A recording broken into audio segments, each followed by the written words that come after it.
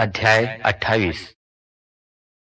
इसहाक ने याकूब को बुलाया और उसे आशीर्वाद देते हुए यह आदेश दिया, कनान की कन्याओं में से किसी के साथ विवाह मत करना। उठो, पद्दन अराम में अपने नाना बतूएल के यहाँ जाओ और वहां अपने मामा लाबान की कन्याओं में से किसी से विवाह कर लो। सर्वशक्तिमान ईश्वर तुम्हें आशीर्वाद दे, तुम्हें संतति प्रदान करे और तुम्हारे वंशजों की संख्या इतनी बढ़ाए कि तुम कई राष्ट्रों के मूल पुरुष बन जाओ। उसने इब्राहिम को जैसा आशीर्वाद दिया था वैसा ही तुम्हें और तुम्हारे वंशजों को भी दे, जिससे तुम इस देश के अधिकारी बन जाओ जहां तुम अब तक प्रवासी होकर रह रहे हो और जिसे ईश्वर ने इब्राहिम को दिया था। इस प्रकार इसहाक ने याकूब को विदा किया। वह पद्दन अराम में अरामी बतूएल के पुत्र लाबान के पास गया। लाबान याकूब और एसाव की मां रिबेका का भाई था। एसाव का दूसरा विवाह। अब एसाव ने देखा कि इसहाक ने याकूब को आशीर्वाद दे दिया है और उसे यह आज्ञा देकर कि कनानी स्त्रियों में से किसी कन्या के साथ विवाह मत करना, पद्दन अराम भेज दिया है, तथा यह भी कि याकूब अपने माता पिता की आज्ञा मानकर पद्दन अराम चला गया है।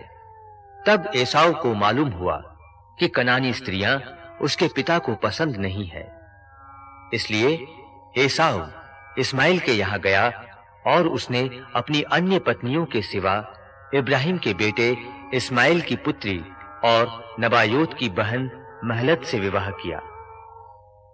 याकूब का स्वप्न। याकूब ने बेएरशेबा छोड़कर हारान के लिए प्रस्थान किया। वह किसी तीर्थ स्थान जा पहुंचा और वहां रात भर ठहर गया, क्योंकि सूर्यास्त हो गया था। उसने वहां पड़े हुए पत्थरों में से एक को उठा लिया और उसे तकिया बनाकर वहां सो गया। उसने यह स्वप्न देखा, एक सीढ़ी धरती पर खड़ी थी, उसका सिरा स्वर्ग तक पहुंचता था और ईश्वर के दूत उस पर उतरते चढ़ते थे।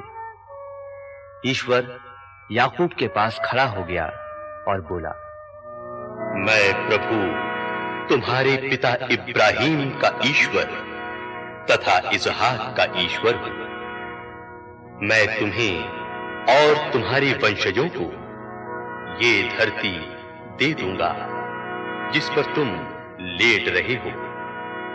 तुम्हारे वंशज भूमि के रजकणों की तरह असंख्य हो जाएंगे और पश्चिम तथा पूर्व, उत्तर तथा दक्षिण में फैल जाएंगे।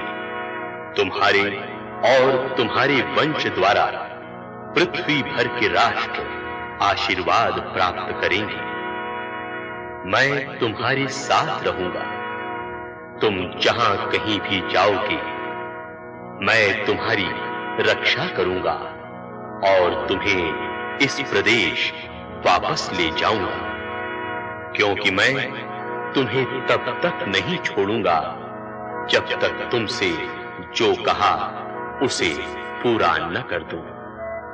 याकूब नींद से जाग उठा और बोला, निश्चय ही प्रभु इस स्थान पर विद्यमान है और ये मुझे मालूम नहीं था। वह भयभीत हो गया और बोला, ये स्थान कितना श्रद्धाजनक! ये तो ईश्वर का निवास है, ये स्वर्ग का द्वार है। उसने बहुत सवेरे उठकर सिरहाने का वह पत्थर उठाया, उसे स्मारक के रूप में खड़ा किया और उसके सिरे पर तेल उड़ेल दिया। उसने स्थान का नाम बेतेल रखा। वह नगर पहले लूज कहलाता था। याकूब ने यह प्रतिज्ञा की, यदि ईश्वर मेरे साथ रहेगा और मेरी इस यात्रा में मेरी रक्षा करेगा, यदि वो मुझे खाने के लिए भोजन और पहनने के लिए कपड़े देगा। और यदि मैं सकुशल अपने पिता के घर लौटूंगा तो प्रभु ही मेरा ईश्वर होगा, और जो पत्थर मैंने स्मारक के रूप में खड़ा किया वो ईश्वर का मंदिर होगा। जो कुछ तू मुझे प्रदान करेगा मैं उसका दशमांश तुझे दिया करूंगा।